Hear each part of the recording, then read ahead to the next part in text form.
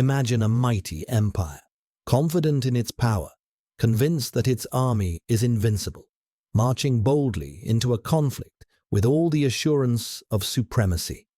This is the story of hubris on the battlefield, where overconfidence, misjudgment, and underestimation of the enemy turned a proud military force into a cautionary tale for generations. One of the most famous examples comes from ancient history during the Second Punic War in 216 BCE at the Battle of Cannae.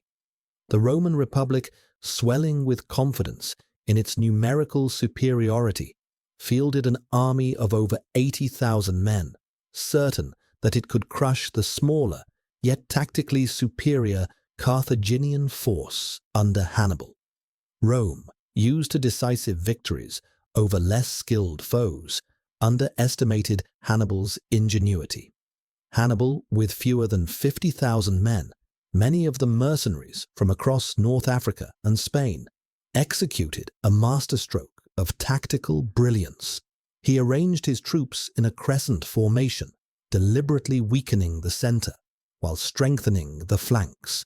When the Romans attacked, they drove into the seemingly vulnerable Carthaginian center, only to find themselves enveloped as Hannibal's seasoned veterans on the flanks swung around, encircling the Roman forces completely.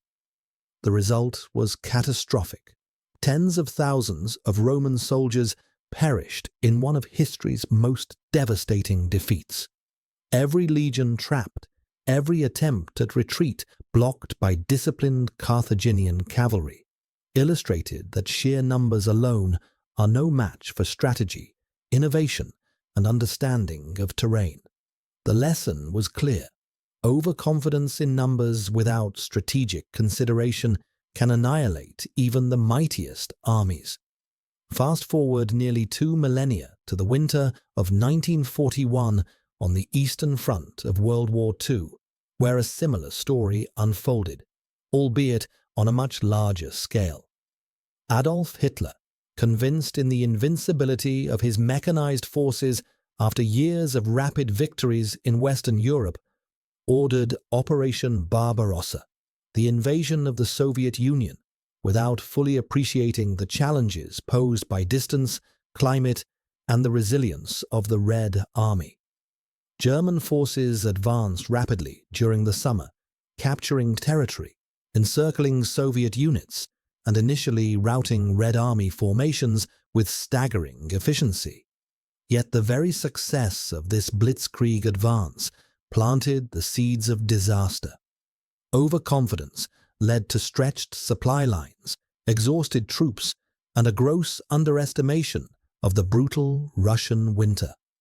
By December, German soldiers found themselves ill-prepared, facing temperatures well below freezing, with frostbite, disease, and hunger claiming as many lives as Soviet bullets. The Wehrmacht, though technologically advanced and disciplined, was unprepared for nature and logistics, and what had begun as a confident march toward Moscow devolved into a desperate struggle for survival. Entire divisions were immobilized by ice and snow, armored vehicles froze on muddy roads, and soldiers scavenged abandoned houses for food. All the while, the Soviet winter counter-offensive struck with relentless pressure. Tens of thousands froze or starved, and the overconfidence that had driven the blitzkrieg now spelled near catastrophe for Hitler's army, leaving lasting strategic consequences that would define the Eastern Front for years. Another dramatic example comes from Napoleon Bonaparte's Russian campaign in 1812. After a series of sweeping victories across Europe, Napoleon believed his Grande Armée was unstoppable, a force of disciplined, loyal soldiers capable of bending entire nations to his will. He invaded Russia with over 600,000 men, expecting a quick, decisive campaign that would force Tsar Alexander I to surrender.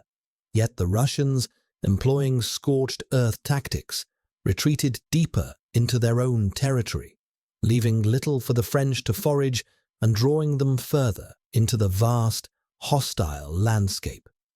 As the army advanced, disease, hunger, and the harsh Russian winter began to decimate the troops.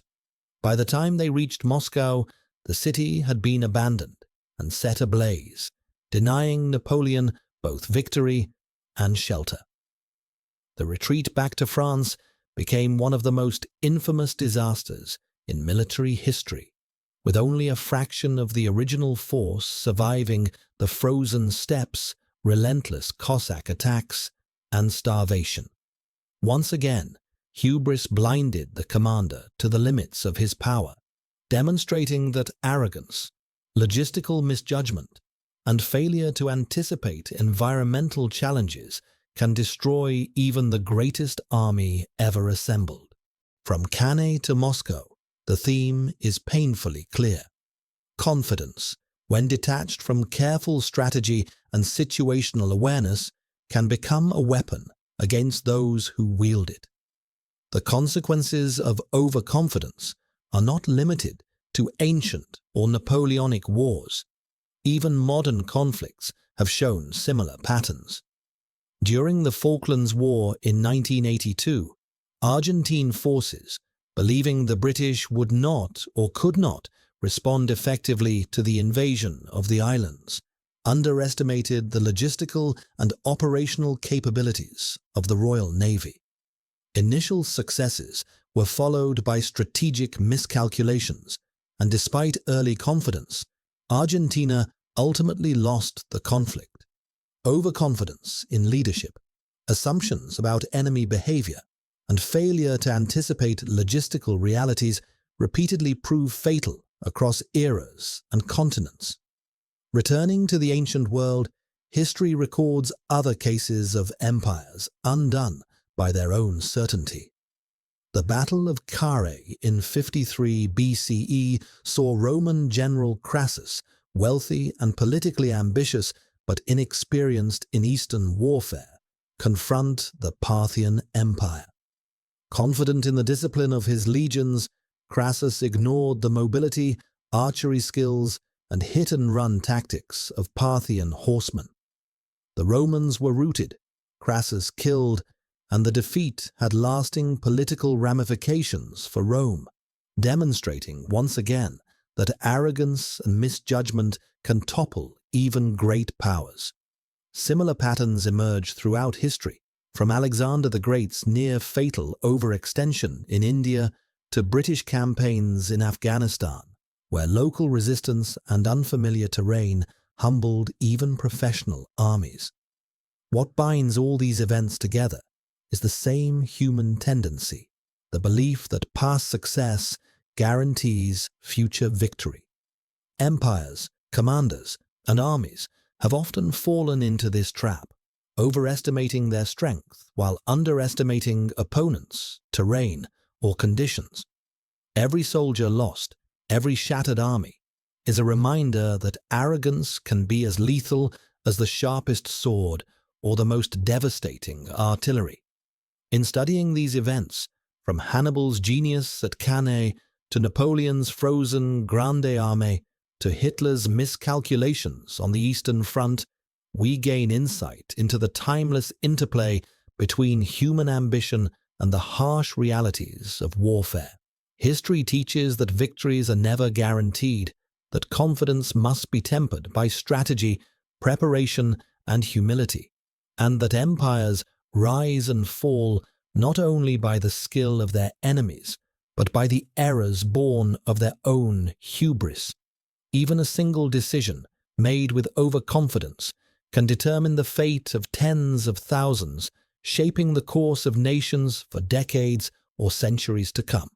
So the next time an army marches forward with unshakable certainty, we are reminded of the words of the Roman historian Livy. Fortune favors the prepared mind, not the proud. Overconfidence, no matter how justified it may feel in the moment, has repeatedly cost empires their armies, leaving behind lessons written in blood, snow, and sand for all who follow in their wake. History is, ultimately, a mirror of human ambition and error, a record that warns arrogance is the silent killer of empires, and no army, no matter how great, is ever invincible.